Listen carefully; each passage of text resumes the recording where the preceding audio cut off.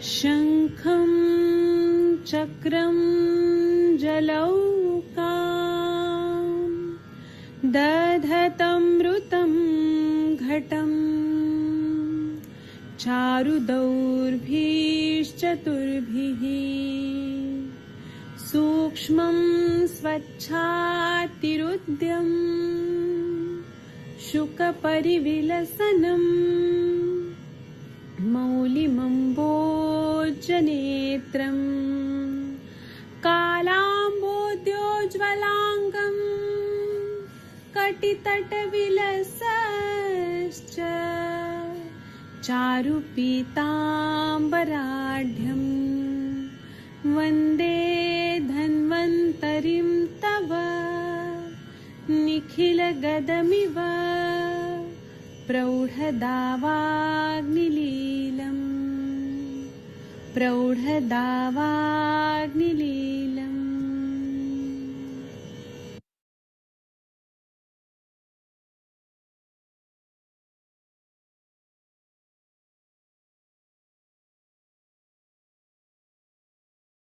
प्रणाम सभी लोगों को। मैं वैद्य अरविंद पाठक पुणे महाराष्ट्र से आप सभी लोगों का स्वागत करता हूं। सभी लोगों को कोटि कोटि प्रणाम करता हूं। आइए आज हम लोग जो शाम का हमारा ये टाइम रहता है, कुछ नया टॉपिक पे हम लोग बात करते हैं, वो हम लोग शुरू करते हैं। आप सबके सब भारत के सर्वश्रेष्ठ चिकित्सक है, तो आज हम लोग नासा रोग इस पे चर्चा करेंगे। आप लोग को भी बहुत कुछ मालूम है और आप लोग का अनुभव भी बहुत ही बढ़िया बढ़िया है, तो हम लोग जो चर्चा करेंगे इसका फायदा सभी लोगों को होने वाला है।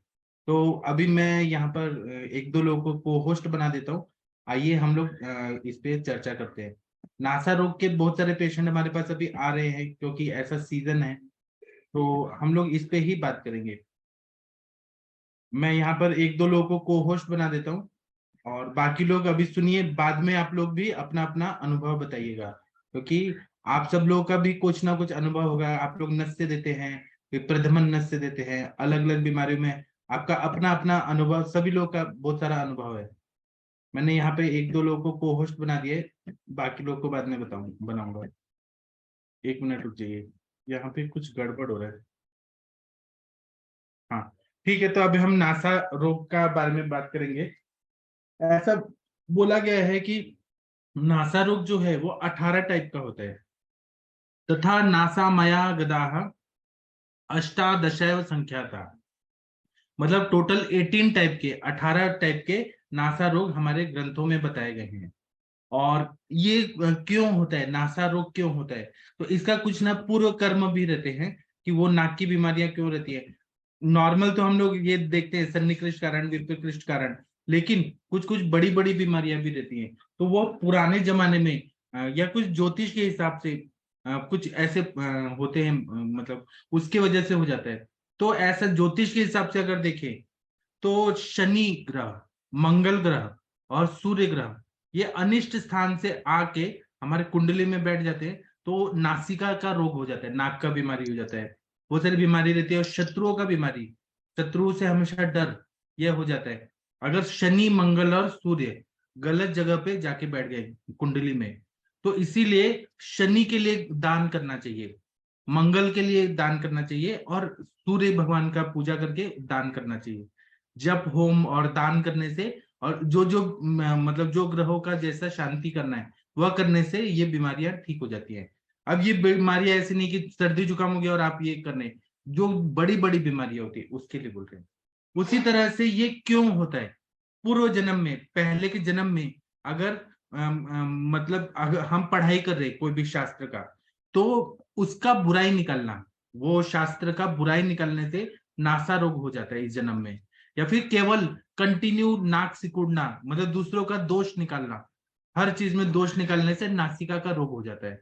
इसी तरह से अगर हम कोई पूजा पाठ कर रहे हैं और काला मुर्गी का या फिर गधे का मैथुन देख लिया, तो यह नासा रोग हो जाता है। ऐसा ग्रंथों में बोला है, मैं नहीं बोल रहा हूँ, ग्रंथों में बोला है। इसका सारा पीडीएफ आप लोगों को चाहिए तो मिल जाएगा।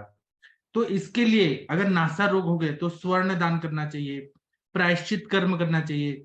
उसी तरह से लक्ष्मी माता का जो एक श्री सूक्त है, ओम हिरण्यवर्णम हरिणीम स्वर्ण रजस्त्रजाम, जो लक्ष्मी माता का श्री सूक्त है, वह अगर स्तोत्र का जाप किया जाए तो नासा रोग से मुक्ति मिल जाती है।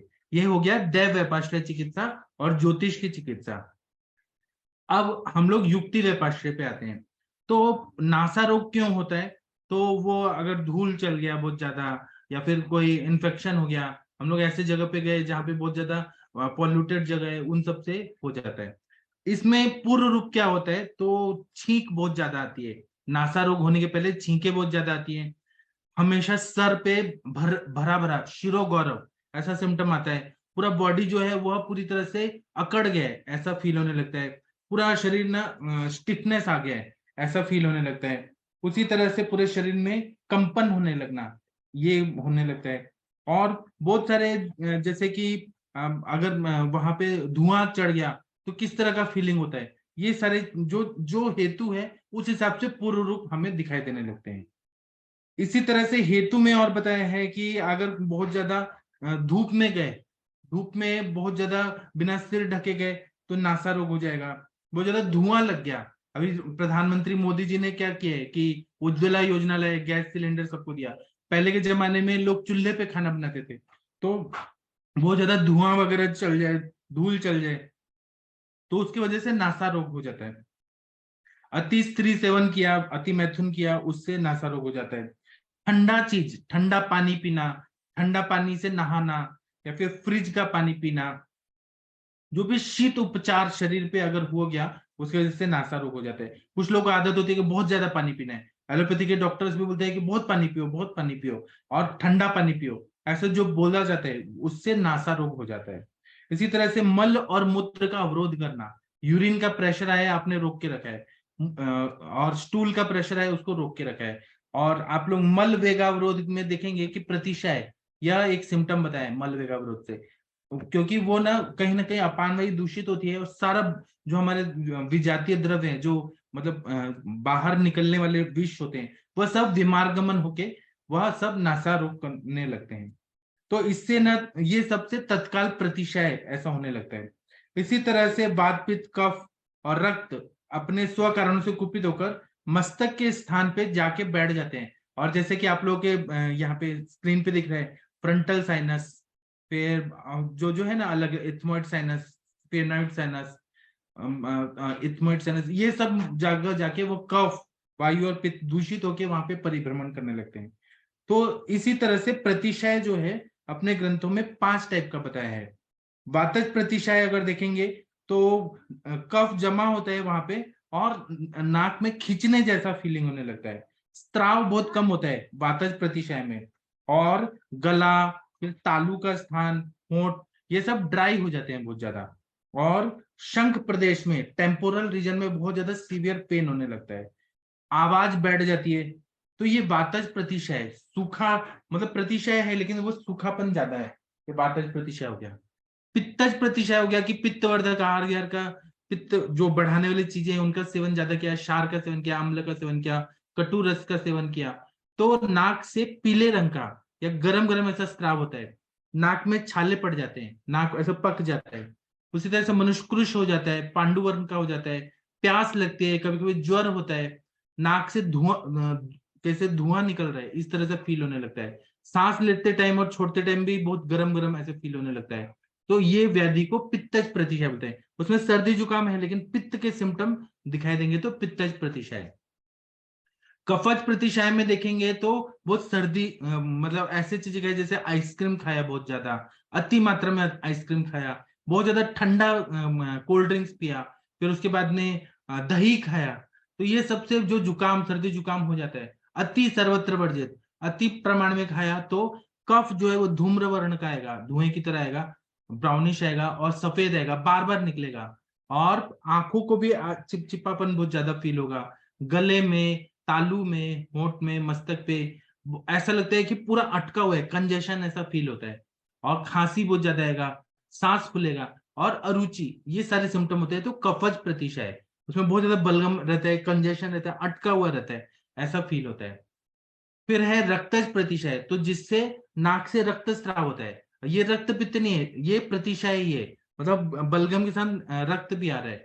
आंखें रेड हो जाती हैं, आरक्त वर्ण की हो जाती है, छाती में पीड़ा होती है, पेन होता है बहुत ज्यादा, श्वासोश्वास में दुर्गंधी आती है। उसी तरह से कान में से खुजली आती है, आंखों में खुजली आती है, फिर नाक में खुजली आती है, दुर्गंध और सुगंध समझ ही नहीं आता है, द लॉस ऑफ स्मेल ऐसा फील होने लगता है। तो ये रक्तज प्रतिशय है, ऐसा बोला, जहां पे रक्त की दुष्टि हो जाती है और बहुत दिन के बाद तो ये असाध्य हो जाता है। सन्निपातज अतिशय में तीनों दोषों के सिम्टम आते हैं, जिसमें नाक सूख भी जाता है, कभी वो सूखता है, कभी वो ड्राई गीला हो जाता है, बार बार वो बहने लगता है और वो कंटिन्यू आता रहता है, नाक से दुर्गंध आने लगती है बहुत ज्यादा, और ये बाद में दुष्ट प्रतिशय में कन्वर्ट हो जाता है। इसमें इंद्रियों, सारे इंद्रियों को, आंखों को, कान को, जिह्वा को, सारे इंद्रियों को नुकसान होने लगता है, बहुत ज्यादा तकलीफ होने लगती है। अग्निमांद्य होता है सन्निपातज प्रतिशय में, फिर ज्वर होता है, श्वास होता है, कास होता है, और रक्त के गांठ गांठ ऐसे आने लगते हैं, जो बलगम भी निकलते हैं मुंह से, उसमें भी गांठ गांठ रक्त के आने लगते हैं। और इसमें कभी कभी कीड़े भी होते हैं, जो लंबे होते हैं, स्निग्ध होते हैं, सफेद होते हैं, छोटे छोटे बारीक बारीक ऐसे कीड़े भी उत्पन्न हो जाते हैं, और नाक से व्रण हो जाता है और दुर्गंध पुए निकलने लगता है। यह सन्निपातज प्रतिशय है, और वहां नाक के अंदर खपली खपली एक ऐसा लेयर खराब खराब, वो डेड सेल निकलने लगते हैं, रक्त मिश्रित पुए निकलने लगता है, पस निकलने लगता है, और जो लैक्रिमल डक्ट है अपना, अश्रु वाहिनियां, वहां पर भी वो बंद हो जाती है, तो आंखों से पानी आने लगता है बहुत बार। और ये सन्निपातज अतिशय में, प्रतिशय में स्मेल नहीं आता है। उसी तरह से बार बार लसिका आती है, पुए आता है, और बहुत ज्यादा पेशेंट को तकलीफ होने लगती है, और अलग अलग कलर के जो पुए ऐसे निकलने लगते हैं, पस आने लगता है। तो ये हो गया सन्निपातज प्रतिशय। अब इसमें हमें क्या करना चाहिए, क्योंकि हम लोगों ने अभी तो ये पढ़ लिया प्रतिशय, तो इन सब में हमें अलग अलग उपाय भी बताए हैं। तो सबसे अच्छा अच्छा मैं उपाय आप लोगों को बताऊंगा, जो आप लोगों का प्रैक्टिस बढ़ा सकता है, और सिंपल सिंपल है। आप लोगों को ये चाहिए तो मैं पीडीएफ भी भेज दूंगा। सबसे पहले बादाम का तेल लेना है, और बादाम का तेल का नस से डालना है, और उसी तरह से कुछ योग है, जो बादाम का तेल 5 तोला, गाय का घी 5 तोला, कपूर का तेल आधा तोला, भृंगराज का रस 1 तोला, अडुलसा का रस 1 तोला, जो जास्वंद होता है या गुड़हल का फूल का रस आधा तोला, रिंगनी मतलब कंटकारी, उसका रस 1 तोला, बकरी का दूध लेना है। ये सबको तपाकर और इससे तेल सिद्ध करना है, और इसको ना मंदाकिनी पे पका के तेल सिद्ध करके फिर इसका नस से देना है, तो पेशेंट को बहुत अच्छा फायदा होता है। तो आप ये अलग अलग भी कर सकते हैं, साथ में भी कर सकते हैं, जैसे बादाम का तेल का नस से, ये जो सन्निपातज प्रतिशय है या कोई भी प्रतिशय में बादाम का तेल का नस से बहुत अच्छा रहता है, गाय के घी का नस से बहुत अच्छा रहता है, भृंगराज के तेल का नस से अच्छा रहता है, अडुलसा सिद्ध कोई भी हमारे जैसे तेल है, या फिर अडुलसा का रस का नस से, गुड़हल के फूल का रस से, या कंटकारी का रस इंटरनल भी दे सकते हैं, और हम लोग अलग अलग नस्य के रूप में भी दे सकते हैं, बहुत अच्छा फायदा होता है। इसी तरह से जो तुलसी का स्वरस होता है, उसका नस्य देने से बहुत बढ़िया काम कर देता है। और तिल का ताजा तेल निकालना है, उसमें भृंगराज और वायुविडंग जो रहता है, विडंग, और अपामार्क क्षार और कपूर, कंपिलक, ये सबको सिद्ध करके इसका तेल अगर दे दिया जाए नस्य के लिए, तो बहुत बढ़िया काम कर देता है। और ये जो कपूर और ये भृंगराज, विडंग, ये सब बताए ना, नाक में अगर बहुत ज्यादा कृमि है, तो क्योंकि विडंग है वो कृमिक न बताया है, भृंगराज बहुत तीक्ष्ण देता है, वो पूरी तरह से पुए को और फिर बहुत ज्यादा जो अंदर कृमि है उन सबको निकाल देता है। उसी तरह से ऐसा बोला है कि सभी प्रतिशय को अगर हमने ठीक नहीं किया, और क्रॉनिक प्रतिशय है नासा में, तो वह पूरी तरह से असाध्य हो जाता है, और फिर मां से दुष्टि होकर वहां पे सड़न होने लगती है। तो इसलिए वहां पे नस्य वगैरह देख, और फिर वहां पे छींक कम होने लगती है, कफ चिपका चिपका होने लगता है, पीला होने लगता है, और लॉस ऑफ स्मेल हो जाता है। तो फिर वो क्या होता है, असाध्य अवस्था में जाने का डर रहता है। असाध्य हो गया तो फिर वो लाइफ लॉन्ग उसको स्मेल नहीं आएगा, इसलिए जल्दी से जल्दी प्रतिशय का इलाज करना चाहिए। एलोपैथी में लोग एंटीबायोटिक्स देते हैं, हम लोग क्या करते हैं, नस से देते हैं, तो उससे अच्छा फायदा। और इंटरनली हम लोग दीपन पाचन ये दवाइयां देते हैं, लेकिन यहाँ नस्य का सबसे ज्यादा महत्व बताया गया है। इसी तरह से गाय के दूध में अहिफेन को खल के और उसका रस निकाल के, अहिफेन को और गाय के दूध के साथ नस्य देने से, या फिर थोड़ा सा गर्म करके ऊपर नासा पे धारा टाइप डालने से भी प्रतिशय ठीक हो जाता है। या फिर जो ये रहता है चना भुना हुआ है, चना भुना, अगर प्रतिशय है तो इन्होंने योग बताया कि चना भुना हुआ जो है वह अगर खाया जाए और पानी नहीं पीना है तो इससे वो पूरा पानी को ऑब्जर्व कर लेता है और प्रतिशय में फायदा हो जाता है। इसी तरह से त्रिकटु का सेवन करना है, एरंड का सेवन करना है, विडंग, देवदार, काला अतिविशा, कुष्ठ वनस्पति, बैगन का बीज, फिर निशोत्तर, फिर जो ये रहती है मतलब ये शिगरू, शिगरू का जो हम ड्रम स्टिक खाते हैं वो सब अगर सेवन किया जाए ना तो इससे बहुत बढ़िया प्रतिशय में फायदा होता है। जो लोग ड्रम स्टिक खाते हैं ना कंटिन्यू, उनको प्रतिशय कभी भी नहीं होता है। इसी तरह से अगर क्षय रोग है, कृमि है, तो क्षय रोग की चिकित्सा करें, कृमि की चिकित्सा करें, तीक्ष्ण घृत का प्रयोग करें, नस्य का प्रयोग करें, शिरो विरेचन कराने से प्रतिशय ठीक हो जाता है। इसी तरह से शुंठी, मरीच, कुष्ठ, विडंग, मनुका, इसका तेल क्या सिद्ध करके उसका नस्य देने से छींके और पीनस, प्रतिशय और पीनस सब पूरी तरह से ठीक हो जाता है। इसी तरह से इंटरनली शुंठी का काढ़ा, दालचीनी और मिश्री का काढ़ा देने से बहुत अच्छा फायदा होता है। शुंठी और दालचीनी को पीस कर और सिर पे लेप लगाने से जितना भी फ्रंटल साइनस में कफ जमा है ना सब पिघल जाता है। इसी तरह से काली मिर्च को पीस के और गुड़ मिक्स करके और थोड़ा सा दही डालना है और ये खाना है, काली मिर्च, गुड़ और थोड़ा सा दही। तो इससे पूरी तरह से ये हमारा जो प्रतिशय है वो ठीक हो जाता है। इसी तरह से काला जो भृंगराज होता है वह लेना है, घी लेना है और कपूर लेना है और ये सबको घी में सिद्ध करना है, तेल में सिद्ध करना है। फिर से मैं बताता हूँ, तो काला भृंगराज का रस, घी और कपूर, इससे तेल या घृत सिद्ध करना है। अगर घी ले रहे हैं तो घृत सिद्ध करें, तेल ले रहे हैं तो तेल, मतलब भृंगराज और क्या हो गया, कपूर, इससे सिद्ध क्या हुआ, तेल या घी को पूरा नाक के ऊपर और फॉरहेड पर सब जगह लगाना है और नस से भी देना है। इससे हर तरह का प्रतिशय ठीक हो जाता है। या काला जो भृंगराज है उसका केवल रस निकाल के भी नस से दे दिया जाए तो तुरंत ही फायदा होता है। ये जो भी मैं बता रहा हूँ ये वृद्ध वैद्य लोगों का अनुभव का है, इसका मैं पीडीएफ आप लोगों को दूंगा जो आप लोगों को भी काम आएगा। इसी तरह से पूती नस्य के जो पेशेंट आते हैं जहाँ पे पस बहुत ज्यादा आता है, दुर्गंध युक्त पुए निकल रहा है बार बार, तो इसमें रिंगनी मतलब कंटकारी, दंती मूल, बचा, फिर शिग्रू, फिर रासना, शुंठी, मरीच, पिपली और सेंधा नमक, इनका कल्क लेना है और कल्क से तेल सिद्ध करना है। कल्क से या काढ़ा से तेल सिद्ध करके नासिका में डालने से पुती नस से जो इन्फ्लेमेशन हो गया है, वहां पे शोथ हो गया है, वो पूरी तरह से ठीक हो जाता है। इसी तरह से नासार्श के नेजल पॉलिप के पेशेंट आते हैं कि नाक में मस्सा टाइप ऐसे पॉलिप आ गया है, तो उसमें पहले तो देखना है कि वाताति दोष है वो दूषित होके त्वचा और मांस को दूषित कर रहे हैं और एक नाकपुड़ी में अंदर आ रहे हैं नॉस्ट्रिल में, तो फिर दूसरे में भी हो रहे हैं। तो इसमें क्या करना है कि जो कनेर होता है, करवीर, वह लेना है और तिल तेल में करवीर लेना है, जायपत्री लेना है और जो ये मोगरा नाम का जो फूल होता है इसको मिक्स करके और तेल सिद्ध करके और नासिका में डालना है, तो नासार्श पूरी तरह से ठीक हो जाता है। इसी तरह से अपामार का जो बीज होता है, अपामार तंडुल, वह लेना है और जो चूल्हे पे जो ऐसा धुआं रहता है, धुएं का कुछ भाग रहता है वो थोड़ा सॉलिड हो जाता है, ग्रे धूम, वो लेना है और सिंधा नमक, इसको तेल में पका के और इसका नस से लेने से पूरी तरह से नासार ठीक हो जाता है। जो ग्रे धूम जो था ना पहले के जमाने में, वह जो था वो अग्नि महाभूत प्रधान रहता था और ऊपर की तरह उड़ने वाला, तो वह नासार्श के लिए बेस्ट बताया जाता था।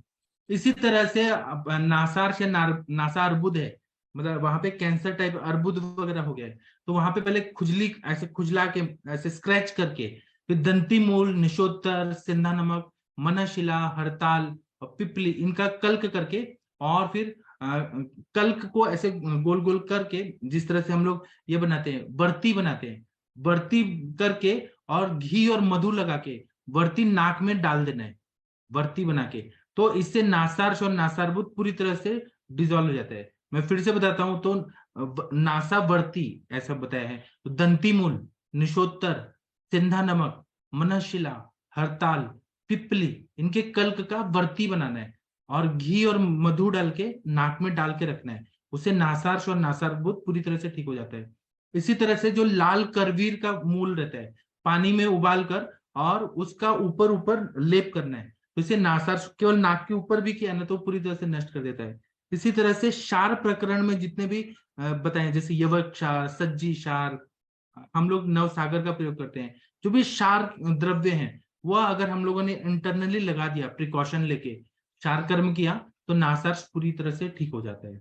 इसी तरह से नासापाक, नाक पक जाता है, ऊपर के ऊपर जो स्किन रहता है रेड हो जाता है बहुत ज्यादा। आप लोगों ने देखा होगा, वो बहुत ज्यादा गर्म वगैरह खाने से या फिर बॉडी में हीट हो जाते हैं तो नाक पूरा पक जाता है, ऊपर ऐसे रेड रेड दिखने लगता है, पेशेंट को बहुत तकलीफ होती है। तो नासिका श्वेत पित्त दुष्ट होके नाक में व्रण उत्पन्न करता है ऊपर और अंदर, और नाक अंदर से पकने लगता है, और वहां पे पुए संचिति होने लगती है, और गंधयुक्त कुछ कुछ पानी पानी लस्सी का टाइप निकलने लगता है। तो इसमें आयुर्वेद में सबसे अच्छा है, एलोपैथी में तो एंटीबायोटिक्स देते हैं, आयुर्वेद में जो सर्ज रस रहता है जिसको हम राल बोलते हैं, सर्ज रस, अर्जुन लेना है, उम्बर या गुलर, गुलर जिसको बोलते हैं, और कुटज, इन सब का छाल लेना है, और इसको काढ़ा बना के और नाक को धोना है। फिर से मैं बताता हूँ, सर्ज रस मलहम जो बनाया जाता है मलहम कल्पना में, सिद्धिनंदन मिश्रा जी के बुक में सर्जरस मलहम बताया है। तो वो सर्जरस लेना है, गोंद रहता है वो एक तरह का, और अर्जुन लेना है। वो सर्जरस मलहम बर्न के केसेस में बहुत अच्छा फायदा करता है। तो वो सर्जरस लेना है, अर्जुन लेना है, गुलर लेना है, और कुटज, इनका छाल का काढ़ा से नाक को धोना है, और इनके कल्क से घृत सिद्ध करके उसका नस से लेना है। तो नासा पाक है ना, वो पूरी तरह से ठीक हो जाता है। सारे चीज मिले तो ठीक है, अगर नहीं मिले तो अर्जुन घृत लगा लीजिए, या गुलर को घी में सिद्ध करके लगा लीजिए, कुटज लगा दीजिए, पूरी तरह से ठीक कर देता है। इसी तरह से कायफल, जो कटफल होता है, पुष्कर मूल, कर्कट श्रृंगी, शुंठ मरीच, पिपली और सौंफ, इनका काढ़ा करके चूर्ण करके अदरक के साथ, रस के साथ अगर हमने इसका सेवन इंटरनली किया तो सर्दी जुकाम को ठीक करता है, स्वर भंग को ठीक कर देता है, तमक श्वास को ठीक करता है, हलीमा को ठीक करता है, और हर तरह का खांसी जुकाम श्वास इन सबको ये ठीक कर देता है। इसी तरह से अभी मैं फिर से बताता हूँ, ये मतलब इन्होंने अलग बताया कि कटफल, कटफल से सर्दी जुकाम ठीक होता है, पुष्कर मूल, कर्कट श्रृंगी, शुंठ मरीच, पिपली और सौंफ का काढ़ा करके अदरक के रस के साथ सेवन करने से फिर सर्दी जुकाम, स्वर भंग, तमक श्वास, हलीमा, खांसी जुकाम और अस्थमा, ये सब ठीक हो जाता है। इसी तरह से पेशेंट हमारे पास आते हैं कि पुए और रक्त भी निकल रहा है नासिका से, तो रक्त पित्त नाशक काढ़ा और नस्य का प्रयोग करना है, जैसे दुर्वा घृत का प्रयोग करना है, बासा का सिद्ध हुआ जो घृत है, बासा घृत, दाढ़ी मदी घृत, जो रक्त पित्त नाशक काढ़े या घृत है उसका नस्य लेना है। उसी तरह से अगर पुए बहुत अंदर तक से आ रहा है तो उसमें भृंगराज, लवंग, यष्टि मधु, कुष्ठ, शुंठी, इनकी काढ़ा से तेल सिद्ध करके उसका नस्य लेना है। और अगर अस्थिगत अगर हो गया है या शिरोगत, ये व्याधि चली गई है पूरा अंदर तक, कोई और रक्त आ रहा है, तो यह जो है ये और भी रोगों को अगर अंदर से अंदर चला गया, लेकिन जो ये बताया ना कि भृंगराज, लवंग, यष्टि मधु, कुष्ठ और शुंठी, इसका तेल सिद्ध करके अगर नस्य लिया तो ये 1000 रोगों का नाश करता है। वहां पे ऐसा इन्होंने एडवर्टाइज किया कि इतना बढ़िया ये तेल है, 100 रोग भी हो तो वो पूरी तरह से ठीक कर देता है।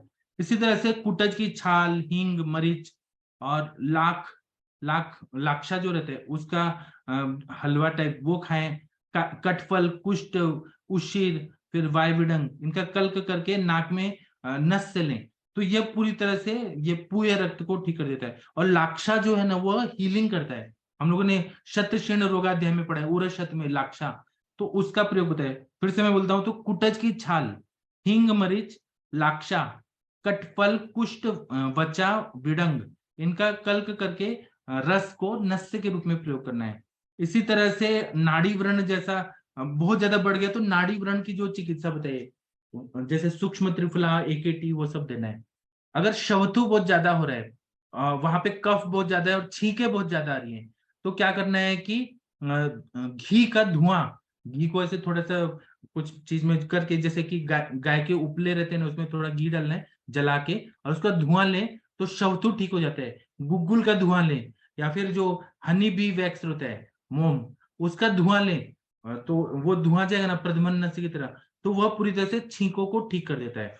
इसी तरह से भ्रंशतु अगर बहुत ज्यादा है, मतलब वहां पे कफ बहुत ज्यादा जमा हो गया है, संचित हो गया है, और सूर्य के संताप से, सूर्य की गर्मी से पतला होकर नासिका से अकस्मात निकल रहा है, और बहुत गाढ़ा गाढ़ा कफ निकल रहा है, और नाक से बहुत दाह हो रहा है, और वायु जो है वो बहुत धुएं की तरह संचार कर रहा है, ऐसा भ्रंशतु, ऐसा जो सिम्टम होते हैं, वो बहुत वेदना हो रही है। तो क्या करना है, सिंपल सिंपल, जो ये रहते हैं ना, नीम का रस और रसांजन, इसको मिक्स करके नस से लेना है और मस्तक को अल्प सेक देना है, स्वेदन टाइप करना है, तो इससे भ्रंशतु ठीक हो जाता है। ज्यादा नहीं करना है मस्तक पे, क्योंकि मस्तुलुंग रहता है, लेकिन थोड़ा सा नीम का रस और रसांजन इसका नस से करना है, और थोड़ा सा सिर को कपड़े से ऐसे गर्म करके और लगाना है। इसी तरह से नासा रोग में परहेज क्या बोला है कि मस्तक को अभ्यंग करना है, शिरो अभ्यंग करने से फायदा होता है। थोड़ा सा अल्प स्वेदन और फिर तेल का स्नेहन करना वो जरूरी होता है। उसी तरह से पुराना यव और पुराना चावल खाना है, पुराना गेहूं का रोटी खाना है, और फिर ये जो मूंग दाल का ये दाल रहता है वो लेना है, घी लेना है, कुल्थी का सेवन करना है, मूंग दाल का यूश का सेवन करना है, मासरस, बैगन खाना है, परवल खाना है, शिगरू खाना है। फिर एक जो रहते हैं ना कारटोली, जो कड़वा छोटा छोटा से गोल गोल रहता है करेले की तरह, जो बोलते हैं कि जंगली करेला है, उसको मराठी में करटोली बोलते हैं, उसका मैं फोटो भेजूंगा, वो खाना है। फिर जो छोटा छोटा मूली रहता है वो खाना है, लहसुन खाना है नासा रोग में। फिर गर्म किया हुआ पानी का सेवन करना है, और थोड़ा सा मद्य पीना है, अगर मद्य साथ में है तो वो। फिर थोड़ा तीखा खाना है, खट्टा खाना है हिसाब से, और थोड़ा नमकीन चीजें खानी है, स्निग्ध उष्ण और लघु भोजन करना है, अगस्ती वनस्पति का फूल का सेवन करना है, जायफल खाना है, थोड़ा पान का सेवन करना है। तांबुल जो रहता है ना, वो केवल गुलकंद डाल के खाएं तो नासा रोग में बहुत बढ़िया काम करता है। और अपथ्य क्या बताया है, तो क्रोध नहीं करना है, क्रोध करने से नासा रोग बढ़ जाता है। मल मूत्र और वायु का वेग का अवरोध नहीं करना है, और शोक नहीं करना है, बहुत ज्यादा लिक्विड डाइट नहीं लेना है, भूमि शैया नहीं करना है, नीचे नहीं सोना है, और स्नान जो है बहुत ज्यादा पानी में बहुत स्नान कर रहे हैं, ठंडे पानी से स्नान कर रहे हैं, ठंडा पानी का सेवन कर रहे हैं, ठंडे पत्तों का सेवन कर रहे हैं, यह पूरी तरह से वर्ज करना है। तो ये सब किया ना, तो नासा रोग ठीक हो जाते हैं। अभी आप लोग बताइए, आप लोगों ने नासा रोग में क्या ट्रीटमेंट दिया है, कुछ बताइए। मैं आप लोगों को ये पीडीएफ दे दूंगा, आप लोग भी देखिएगा। कुछ बताइए। सुनीता मैम, आपके पास नाक के पेशेंट आते हैं ईएनटी सर्जन की तरह? आरती मैम बताइए आप, आरती मैम, आरती शर्मा मैम अनम्यूट कर पा रहे हैं क्या? एक मिनट रुकिए, एक मिनट रुकिए, मैं अनम्यूट करने का ऑप्शन देता हूँ। हाँ अब देखिए, अब अनम्यूट कर पा रहे हैं आरती शर्मा हेलो। मैम। हाँ जी हेलो। बोलिए मैम, हाँ बोलिए हाँ मैम। जी, प्रणाम सर। सर मुझे इसके रिगार्डिंग एक पूछना था सर, जैसे छोटे बच्चे होते हैं जो अंडर 5 इयर्स ऑफ एज होते हैं, जैसे जिनमें जेनेटिक होता है। मेरे पास बहुत सारे बच्चे आते हैं जिनमें जैसे मदर को है या फादर को है, और उनके ग्रैंड पेरेंट्स को भी है, मतलब थर्ड जनरेशन में उनको ऐसा आ रहा है, जैसे सुबह उठते ही छींके आ जाती हैं। तो सर ऐसे बच्चों में हम क्या दे सकते हैं, क्योंकि इतना तीक्ष्ण नस से तो मतलब क्या दें हम उनको, छोटे बच्चों को? केवल आप उंगली डिप करके, उनकी उंगली जो छोटी उंगली रहती है लिटिल फिंगर, उसको डिप करके घी में डिप करके उनके ही नाक में घुसा दीजिए। मतलब वो थोड़ा सा ठीक है ऐसे सर। घी का नस से हो जाएगा ना, तो वो पूरा म्यूकोजल मेम्ब्रेन को स्ट्रॉन्ग कर देता है। देसी घी का, जो गाय का घी रहता है। हाँ, जी उससे सर। बहुत अच्छा फायदा होता है। बाकी और वो भी कंटिन्यू करें। नस से हो गया, और कर्कट श्रृंगी है, कंटकारी है, कंटकारी अवलेह का सेवन करें टाटन के रूप में, क्योंकि लेहन संस्कार तो बताए, कंटकारी अवलेह है, कंटकारी घृत है, त्रिकटु है, पंचकोल है, ये सब का सेवन। बाकी लोग बोलिए। अर्चना मैम, आप क्या बताएंगी इस बारे में? किसी को कुछ बताना है तो बताइए प्लीज, नासा रोग में अखिलेश तिवारी जी कुछ बताएंगे? जी सर, प्रणाम सर। आज कंचन मैम ये शायद तो सर, स्कूल से वापस नहीं आई, अभी भी स्कूल में है, कॉलेज में है। अभी तक कंचन मैम दिखाई नहीं दे रही है। ठीक अच्छा है, अच्छा। बोलिए जी बोलिए। सर। जी सर, ये नासा रोग में तो ज्यादा कुछ मैंने नहीं देखा हूँ अपने प्रैक्टिस में, लेकिन प्रतिसाय और पॉलिप का पेशेंट को ट्रीट किया हूँ। और ये कंसेप्ट आप ही से ज्यादा मेरा क्लियर हुआ था कि जब कोई नासा रोग का प्रतिसाय का पेशेंट आता है तो उसको मतलब ज्यादा स्नीजिंग हो रही है, पतला अगर नाक बह रहा है तो उसको हम समझेंगे कि बात का है। और इसमें हमने प्रयोग करके देखा है कि लक्ष्मी विलास त्रिभुवन कीर्ति और गिलोय सत्व का, जिसमें स्नीजिंग ज्यादा हो रही है, तुरंत सर आराम मिलता है, मतलब बातज प्रतिसाय में। और साथ में एक जो मेरा अपना स्वानुभव है, उसमें लहसुन और अजवाइन का तेल सरसों तेल में बना करके और उसका नस से देते हैं, तो स्नीजिंग जो बार बार हो रही है ना, वो तुरंत रुक जाता है सर, 1-2 ड्रॉप डालने पर ही।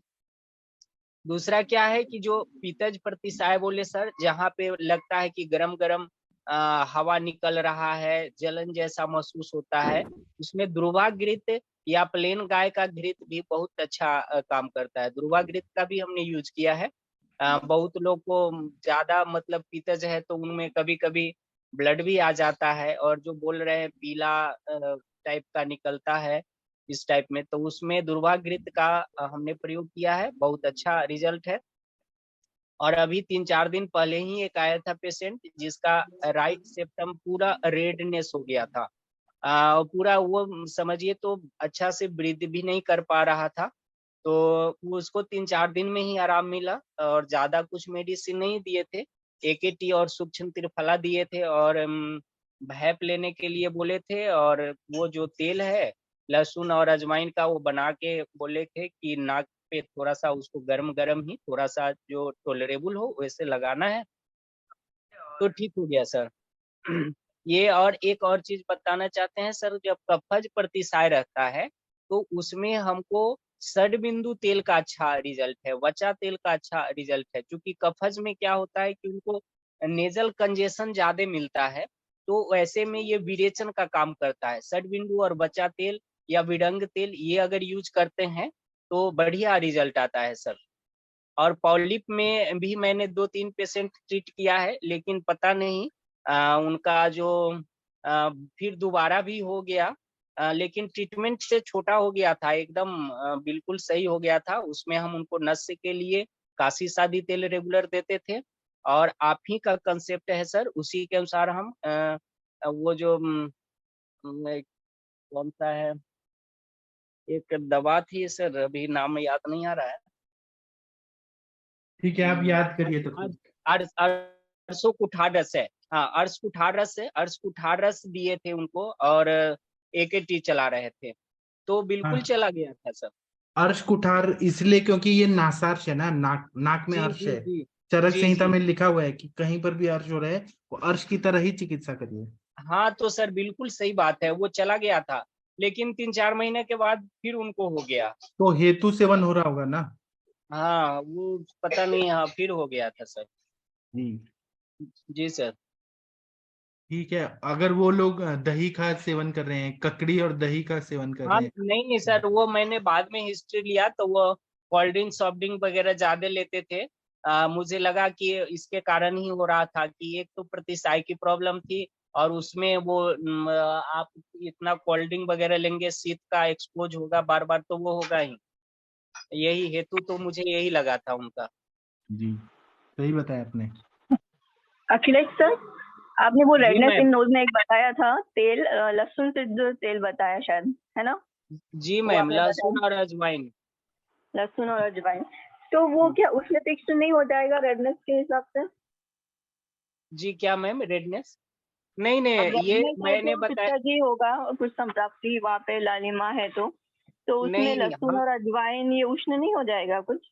लहसुन और जो अजवाइन को एक्सटर्नल बोले थे यूज करने के लिए, उसको कंजेशन भी था ना, नेजल कंजेशन भी था। और ये जो अच्छा। हम नस से देते हैं वो खास हाँ। करके वातज में ही देते हैं, जिसमें स्नीजिंग ज्यादा हो रही है और एकदम पतला नाक से पानी निकल रहा है, उसमें देते हैं, तो उसमें तो बहुत अच्छा रिजल्ट है, इमीडिएट होता है। और जिसमें बोल रहे हैं ना कि ज्यादा मतलब लगता है कि गरम गरम हवा निकल रहा है, वैसे में तो हम्म, ध्रुवा घृत या प्लेन गाय का घृत है, उसका बहुत अच्छा हम्म, रिजल्ट है। जी अच्छा। मैम। ये जो रेडनेस वाला नोज वाला था उसमें आपने वो एक्सटर्नली अप्लाई करवाया था, अंदर से जी नहीं जी दिया जी, था ना? अंदर अंदर नहीं दिए उसको, तो ऑलरेडी नोज एकदम बंद था, हाँ तो मुझे लगा कि और देंगे तो फिर और उसको परेशानी बढ़ जाएगा, तो हाँ। एक्सटर्नल यूज करने के लिए बोले, और AKT सूक्ष्म त्रिफला दिए थे, और साथ में बोलते थे कि भैप लेने के लिए ये भीमसेनी कपूर डाल करके, अच्छा तो अच्छा। उससे उसको आराम मिल गया था। अच्छा, और वो लहसुन अजवाइन कौन से तेल में सिद्ध किया था? ये सरसों का तेल मैम, सरसों के तेल में। Okay okay. Okay sir, thank you sir. Sir वातज में स्टार्टिंग में क्या बोला था, बिल्कुल वेरी स्टार्ट में आपने जब बताना शुरू किया, इंटरनल कुछ जो बोला था? हाँ मैम, उसमें लक्ष्मी विलास रस, त्रिभुवन कीर्ति और गिलोय सत्व, ये 3 देते हैं, जिसमें जी बार बार स्नीजिंग हो रही हो और पतला श्राप जी हो रहा हो। ठीक, thank you sir, thank you.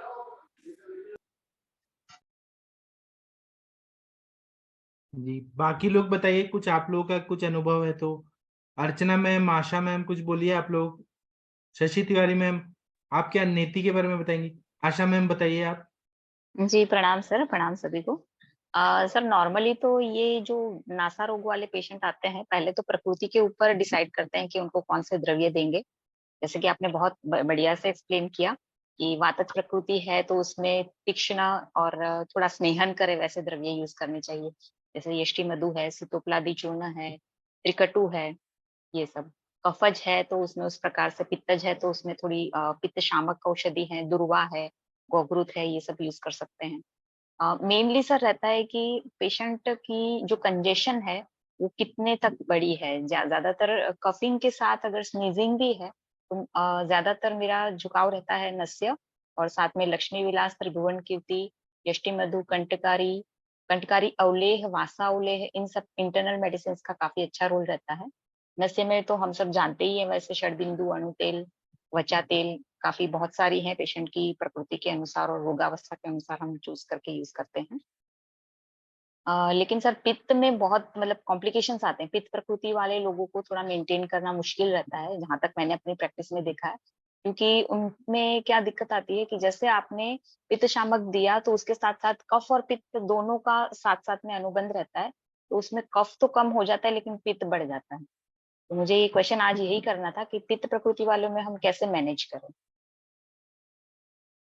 जैसे नासा रोग होते हैं उनको, पित्त कंजेशन प्रकृति हो वालों गया। को आप मधुर तिक्त कषाय रसात्मक, जैसे शतावरी घृत का नस्य, यष्टि मधु घृत का नस्य, पित्त का शमन भी करना सर है। वासाघृत भी अच्छा रहेगा क्या पित्त में? हाँ हाँ, हाँ वासा वगैरह तो हम देते ही हैं सर, लेकिन दाढ़ी मादी जितना घृत। इजीली मैनेजेबल होना चाहिए ना उतना नहीं हो पाता है। क्योंकि अगर जैसे समझ लीजिए पित्त वातक प्रकृति वाला है और उनको सर्दी जुकाम काफी टाइम से है और कितना भी ट्राई करने पे नहीं हो रहा है, नस्य दे रहे हैं, साथ साथ में इंटरनल मेडिसिन भी दे रहे हैं, तो उसमें पर्टिकुलरली आपके हिसाब से क्या देना चाहिए? हम लोग पित्त की ही चीज देते, लेकिन ऐसी दवाई नहीं देते। जैसे गुलकंद दे दिया तो उनको सर्दी जुकाम बढ़ जाएगा, हाँ एग्जैक्टली। गुलकंद नहीं देना है।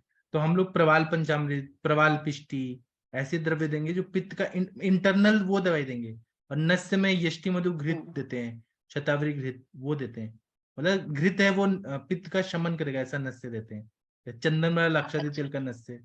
नहीं तो सर प्रॉब्लम यही आती है कि जैसे पित्त का शमन करने के दिया तो वो कफ को भी बढ़ा देती है, तो उनमें नहीं कंट्रोल तो करना ऐसा मुश्किल हो ऐसे जाता है। इतना ज्यादा स्ट्रांग देना ही नहीं। जैसे गुलकंद का मैंने बताया, हम्म। गुलकंद से बढ़ जाता है। हाँ वो नहीं देना है, वो तो समझ गए। हाँ मैम जैसे गुड़ूची सत्व हो गया, आम्ल की हाँ रसायन के, उसको शांत भी कर देंगे, पित्त को शांत रखेंगे और कोई कफ को भी नहीं बढ़ाने वाले, इस तरह जी से। मैम, वासा, गुडुचि, कंटकारी तो मैं आंख बंद करके सारे ही जो भी नासा रोग आते हैं उसमें दे ही देती हूँ।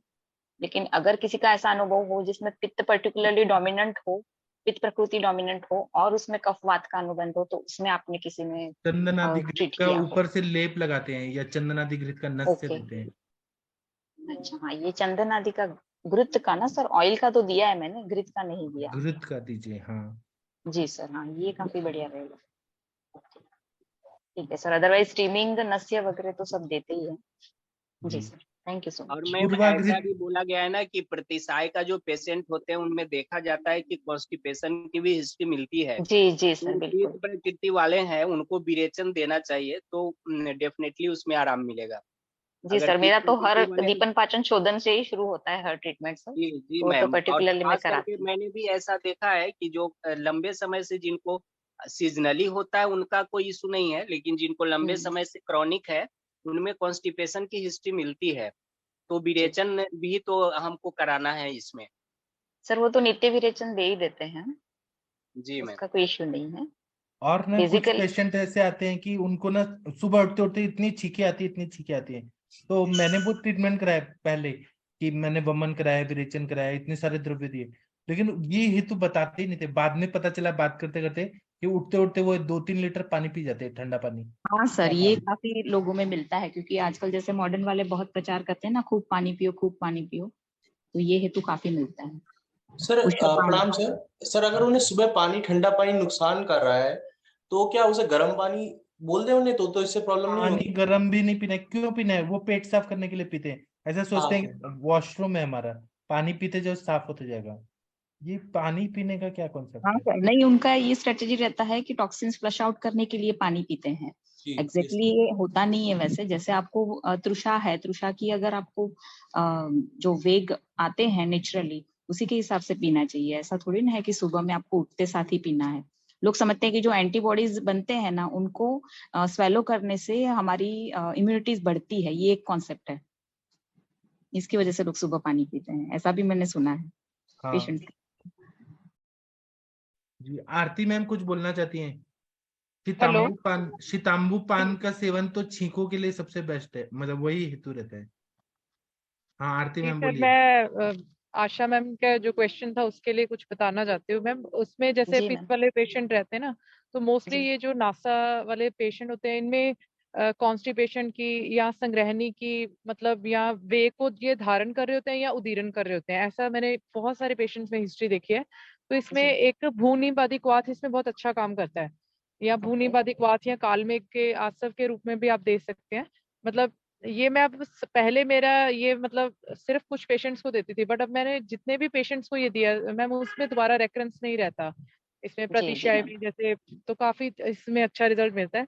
और नित्य विरेचन के लिए मैम इसमें आप पथ्यादिक्वाथ जो हरितकी है, क्योंकि हरितकी हाँ, वो चूर्ण मैं थोड़ा यूज लेना करती हूँ। मुश्किल रहता है पेशेंट में, तो पथ्यादिक्वाथ आप देते हैं तो उससे पेशेंट का एक हेडेक भी रिलीफ रहता है। और जी पित्त और कफ के अनुबंध के केस में, ऐसे केस में हम बबूला रिष्ट का मैम इसमें बहुत अच्छा उपयोग बताया गया है। और वो ठंडा भी होता है, और वो पित्त शामक भी है और कफ शामक भी है। मतलब जो सराव रहता है, एक्स्ट्रा जो हम्म। सराव रहता है मैम, उसके लिए वो बहुत अच्छा काम करता है। जी ma'am. Okay. Thank thank you ma'am. Sir, इसमें हम सर्जरस का यूज कर सकते हैं क्या ऐसे पेशेंट में? हाँ सर्जरी तो मैंने ये बताया कि वो ऊपर से लेप के लिए, अगर बहुत नासा पाक हो रहा है तो ऊपर से लेप के लिए। ओके, क्योंकि आरती पाक है मैडम, तो मतलब। जो पथ्यादिक बात है उसका जो द्रव घटक है वो ग्रुप में डाल देना। पथ्यादिक्वाथ के सर, उसमें हरितकी मेन है। हाँ जी, हाँ जी, आई बताए हैं थिंक ना आरती मैम। हाँ जी। सांडू ब्रदर्स का भी आता है वो, हरितकी उसमें मेन कंटेंट है, और त्रिफला है शायद उसमें।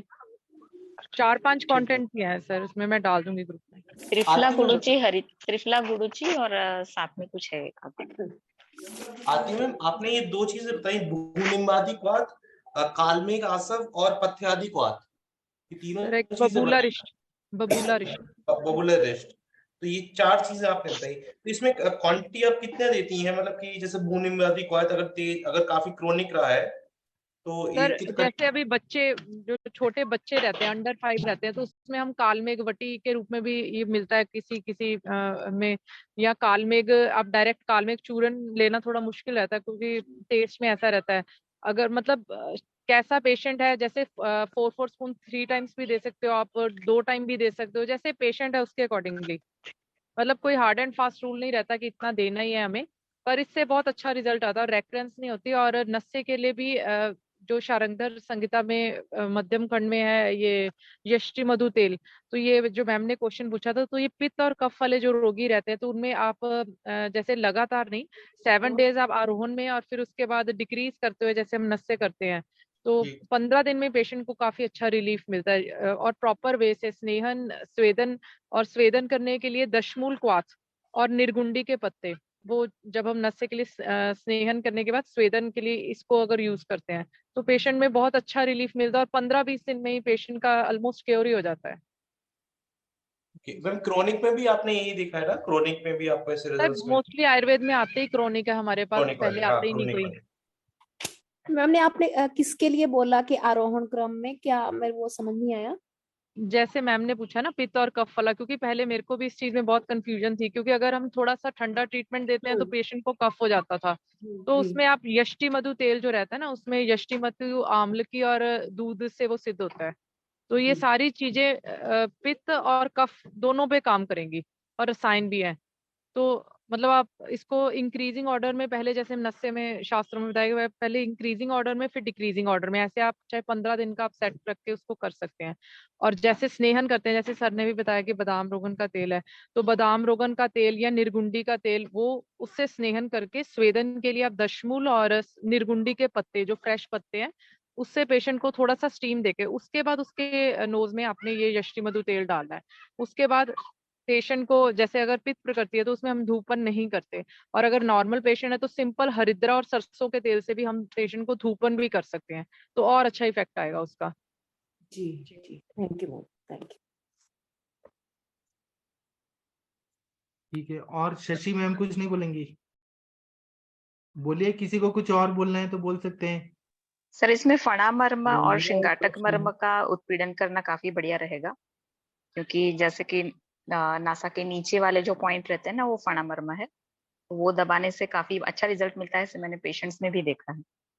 जी सर।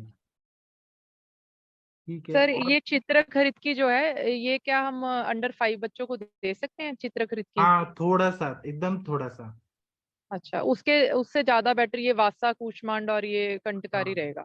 हाँ, बच्चों का कफ का काल रहता है तो उनको तो सर्दी जुकाम होता ही है, कफ का काल रहता है। जी सर।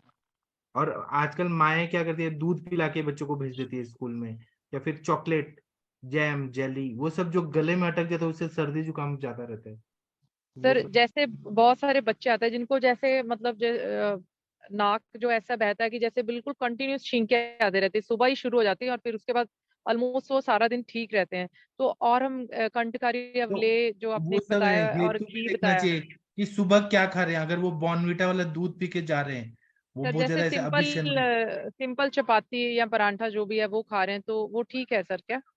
वो ठीक है, दीपन पाचन हो रहा है क्या, बिना भूख के खा के जा रहे हैं, तो उसकी वजह से भी हो सकता है। आरती सर मैम एक आजकल काम वैसे कर सकते हैं आप, सजेशन है मेरा ये, जैसे कि आप बता रहे हैं ना कि आपके पंजाब के साइड ये चपाती वाला कॉन्सेप्ट बहुत रहता है, पराठा चपाटी, तो आप उसमें ना काली मिर्च का पाउडर, अजवाइन का पाउडर, ये सब मिक्स करा के दीजिए, कि आटे में ही गूंद के दे दें, तो उससे उनका दीपन पाचन होता रहेगा।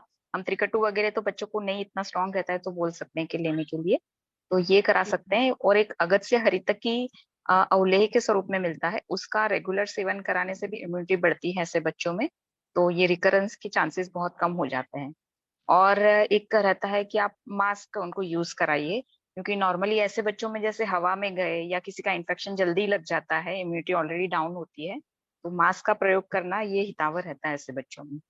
जी मैम। मतलब मास्क जैसे बच्चों को, जब वो उनको ऐसे स्नीजिंग रहती है ना, तो उनको ऑलरेडी सांस नहीं आ रहा था, तो मास्क से तो उनको और भी मुश्किल हो रहा होता है, जैसे नहीं, अभी आई कोविड के I have time just mask चले थे ना। सजेस्टेड, ये मैंने सजेशन दिया क्योंकि उनकी इम्यूनिटी डाउन रहती है, तो जैसे बच्चे स्कूल में वैन में जा रहे हैं या टू व्हीलर से जा रहे हैं, तो जो जी जी। ठंडी हवा का संसर्ग होना रहता है वो उससे कम हो जाता है, तो उससे ये बार बार होना, ये पॉसिबिलिटी कम हो जाती है नहीं, मास्क मेडिसिन पहनाने में से। एक्चुअली में अवलेह के अलावा जैसे कोई टैबलेट फॉर्म में या कुछ ऐसा है जो दे सकते हैं बच्चे को कंटिन्यूअस, जो उसको नुकसान ना करे, जैसे जो रसायन का भी सितोप्लादी काम है करे। ना मैम, सितोप्लादी टेबलेट अच्छा, बच्चों में बहुत बढ़िया काम करती है। तो ये हम कंटिन्यूअसली दे कंटकारी सकते हैं अवले, ना मैम, 3 to 6 मंथ्स तक? जी मैम बिल्कुल आराम से दे सकते हो। और एलादी, तालिसोमदी। तालिसादी वटी है, एलादी वटी है, ये भी आप बीच बीच में थोड़ा बहुत चेंज कर करके चलाते रहिए। विषादी वटी है, बच्चों का तो मतलब पैलेट भी इतना सॉफ्ट होता है और उनका कोष्ठ भी मृदु रहता है ज्यादातर, तो उसमें ये आप थोड़ा चेंज कर करके 15-20 दिन ये वो चला के भी आप मैनेज कर सकते हैं मैम। जी मैम, बेसिक थैंक कॉन्सेप्ट रहता यू। है उनकी इम्यूनिटी पे काम करना। जी जी, thank you ma'am, thank you sir. हाँ, डॉक्टर शशि रेखा मैम कुछ बोलना चाहती हैं तो बोलिए। हाँ सर, मेरे पास कल ही एक बच्ची आई थी 4.5 ईयर की, वाटरी रनिंग नोज का ही कंप्लेंट था। मैंने उसे सितोपलादी चूर्ण विद विभितकी चूर्ण दिया है मधु के साथ, साथ में अणुतैल नस्या एंड बाला चतुर्भद्र सिरप दिया है 15 दिन के लिए। वंस सिम्टम वो सबसाइड होने के बाद अगस्त्य हरितकी का सोचा है मैंने। ये सही है क्या सर जो मैंने दिया है? हाँ, सही है ना। और शशि मैम, शशि रेखा मैम, आपने कुछ क्वेश्चन पूछा है चैट बॉक्स में? हाँ तो सर, बोला है वही इसके रिलेटेड ही सर ने लक्ष्मी विलास रस का कुछ कॉम्बिनेशन अखिलेश इसके तिवारी साथ जी, कुछ। वो त्रिभुवन कीर्तिरस बोला था और उन्होंने गुडुची सत्व बोला था। 3 चीजें बोली थी, लक्ष्मी रस, त्रिभुवन कीर्ति और शायद गुडुची सत्व, ये 3-4 चीजें बोली थी। हाँ सर, मतलब ये पूछना था कि रस औषधि बच्चों में दे सकते, जैसे कि ये 4 साल की बच्ची है ये, और हाँ। लक्ष्मी विलास रस ये दे सकते हैं बच्चों में? हाँ दे सकते हैं, दे सकते हैं, थोड़ा सा ही देना है। ओके, तो इस बच्ची मैम मैं तो ओके 6 मंथ के बच्चा में ये देता हूँ, कोई इशू नहीं है। सिर्फ आपको डोज को अपना से उसको खरल कर लीजिए और उसको डिवाइड कर दीजिए। जैसे अभी 125 mg 1 पिंच अगर गिलोय सत्व लेते हैं, 1 टैबलेट लक्ष्मी विलास रस का और 1 त्रिभुवन कीर्ति रस का, तो आप इसको 4-5 डोज में बच्चे के वेट के अनुसार डिवाइड कर लीजिए। और उसको खास करके इसमें क्या है कि हर 4-4 घंटे पे मुहुर्मुहु रिपीट कीजिए। बच्चे में लंबे नहीं किए, सुबह दिए तो फिर एक बार शाम को देंगे, ऐसा नहीं। डोज को कम कर दीजिए और फ्रीक्वेंसी को बढ़ा दीजिए, वो कोई दिक्कत नहीं होता है। एंड हनी के साथ मिक्स करके ही देना है ना सर, ये कॉम्बिनेशन भी? हनी के दीजिए या माँ के दूध के साथ सबसे उत्तम है। माँ के हनी दूध के नहीं तो साथ अगर किससे मिल सर? जाए तो सबसे अच्छा, माँ के दूध के साथ। नहीं तो वार्म वाटर के साथ भी मिक्स करके दे सकते हैं? नहीं, वो तो फिर लेगा नहीं, थोड़ा सा कम टेस्ट थोड़ा खराब होगा, वो नहीं मात्रा ले पाएंगे, बच्चे ले नहीं पाएंगे, बच्चे टेस्ट नहीं खराब लेंगे। होता है। वो तो पूरा दूध नहीं ले पाएगा। हनी के साथ दीजिए, या माँ का जो दूध अगर हो रहा है, मिल्क फीडिंग करा रही है मदर, तो उनको थोड़ा सा चम्मच में निकाल करके उसमें पिला दीजिए।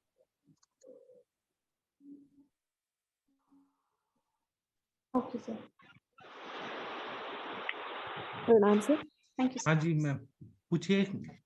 सर मुझे एक बताना था, मतलब जो मेरा सेल्फ का है, एक ये बच्चों में जैसे कफ का वैसी होती है उनकी प्रकृति, कफ होती है उसमें बचपन में एंड ऑल, बार बार ये खांसी जुकाम वगैरह। एक मैंने मतलब जो देखा है, यूज किया है, मतलब simply through out the year जिसको कहते हैं हम, एक चीज में मेन तो है कि अग्नि नहीं मंद होने देनी, क्योंकि उनमें कफ की वजह से बहुत जल्दी, उसकी वजह से आगे सब कुछ होता है। तो सितोपलादी चूर्ण, बीच में अपना त्रिकटु, और उसमें अपना गुरुची सत्व और आम्ल की रसायन, ये 4 चीजें मिला के उनको रख लें, ठीक है। चाहे तो ड्राई पाउडर फॉर्म में मिक्स करके रख लें, रोज की रोज थोड़ी सी डोज उसमें शहद में मिला के सुबह उठते ही खाली पेट उस बच्चे को चटा दे। 2 टाइम भी दे सकते हैं, या वैसे मैं ये करती थी कि इकट्ठा ही जैसे बना के थोड़ा सा एक कटोरी में उसमें शहद मिला के एक पेस्ट फॉर्म में बना के रख लिया। तो अपने बेटे को बोला हुआ था कि तूने ब्रश वगैरह करके सुबह उठते ही एक एक उंगली उसमें डिबो के वो चाट लेना है। तो मतलब उससे मैंने देखा कि उसको भी काफी रहता था, उसकी वजह से उसकी यूस्टेचियन ट्यूब वो होके उसकी हियरिंग के भी अफेक्ट करता था। तो उसमें वो मतलब इंसिस्ट कर कर करके उसको रोज रोज बोल बोल के, तो उससे मुझे ऐसा लगा कि उसका बहुत अच्छा इफेक्ट आया। मतलब उसको बहुत अभी हियरिंग वाली वो दोबारा कभी हुई नहीं है, अफेक्ट नहीं हुआ, और बहुत कम हो गई है फ्रीक्वेंसी उसकी जो जुकाम की है। मतलब एक सिंपल सी चीज है कि उसकी, क्योंकि डे टू डे लाइफ में खाना पीना तो बच्चों का जितना भी रोको टोको मतलब वो चलता ही रहता है। तो बेटर है उनका थोड़ा अग्नि ठीक रहे, थोड़ा सा साथ में अपने वो त्रिकटु वो काम करता रहेगा, और इतनी सी डोज में कुछ ऐसा कोई साइड इफेक्ट या कुछ नहीं होने वाला, कोई किसी भी एज का बच्चा है वो ले सकता है। दूसरी नाक में जो नस्य है वो तो चलो अलग बात होगी कि हम ड्रॉप डाल रहे हैं दिन में एक बार सोते समय या समथिंग, लेकिन एक वो जो पुरानी हैबिट होती थी हमारी कि नहाते इस टाइम, या अगर नहा भी नहीं रहे, मुंह हाथ धोया है अच्छे से, नाक को ब्लो करके वो नाक के अंदर सिंपली एक तेल की एप्लीकेशन, सरसों के तेल की या कुछ भी उसकी, मतलब एक ऑयलिंग होना जरूरी है। तो वो भी एक बैरियर का काम करती है, उसकी जो मेम्ब्रेन है उसकी जो स्ट्रेंथ बढ़ती है, म्यूकस मेम्ब्रेन की, जल्दी जल्दी वो इरिटेट नहीं होती, जिसकी वजह से आप में स्नीजिंग एंड ऑल होती है, जैसे अभी डस्टी सीजन आ जाएगा। तो इतनी सी चीज से भी मतलब काफी रिलीफ रहता है कि जल्दी जल्दी होती नहीं है प्रॉब्लम। बहुत अच्छा मतलब बताया। ये एक अगर हैबिट एक बना दी जाए बच्चों में, थोड़ा शुरू में इंसिस्ट करना पड़ेगा, फिर बाद में मे बी वो हैबिचुअल हो जाए इस चीज के लिए। जी, बहुत अच्छा बताया आपने। पाठक सर, ये सत्तोपलादी तो बहुत बढ़िया है, और घी और उसमें मिला के ना चॉकलेट जैसा बन जाता है, बच्चे बड़े आराम से खा लेते हैं। जी बहुत बढ़िया चीज है। जी ठीक है, अभी हम थोड़ा ब्रेक ले लेते हैं, फिर 8:15 पे मिलेंगे। थोड़ा ब्रेक लेना जरूरी है ना, कंटिन्यू नहीं करेंगे। ठीक है, फिर मिलते हैं। थैंक यू, प्रणाम सभी लोगों को। Thank you. जी सर, थैंक यू। प्रणाम सर, प्रणाम।